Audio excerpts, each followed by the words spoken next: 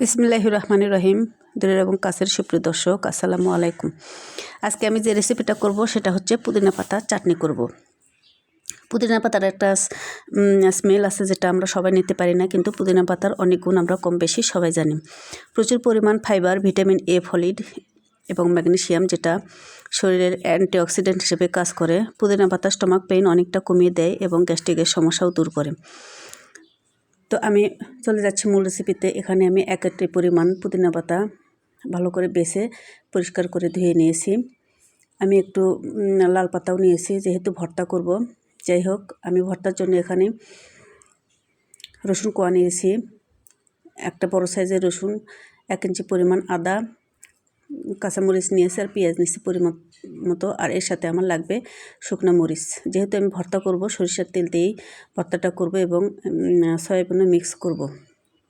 চুলাটা অন করে আমি তেল দিলাম। একটু গরম হয়ে আসলে শুকনো মরিচগুলো একটু লাল করে ভেজে নেব। আর তারপরে দিয়ে দিচ্ছি আমি কেটে রাখা পেঁয়াজ, মরিচ, রসুন কুচি, আদা কুচি, আর সামান্য লবণ আর হলুদ দিয়ে সামান্য একটু ভেজে নেব পেঁয়াজগুলো একটু লালচে হওয়া আসা পর্যন্ত। আর এই পর্যায়ে পাতাগুলো দিয়ে দেব, পুদিনা পাতাগুলো দিয়ে দেব, আর নেড়ে চেড়ে আমি পাতাগুলো ভেজে নেব।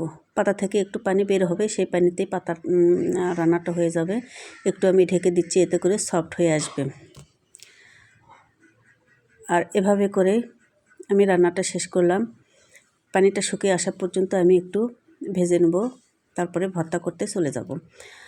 বিশেষ করে খাবারের প্রতি অনীহা অরুচি যাদের বেশি, তারা এভাবে পুদিনা পাতা চাটনি করে ভর্তা করে খেতে পারেন। এতে করে খাওয়ার রুচি অনেকটাই ফিরে আসবে।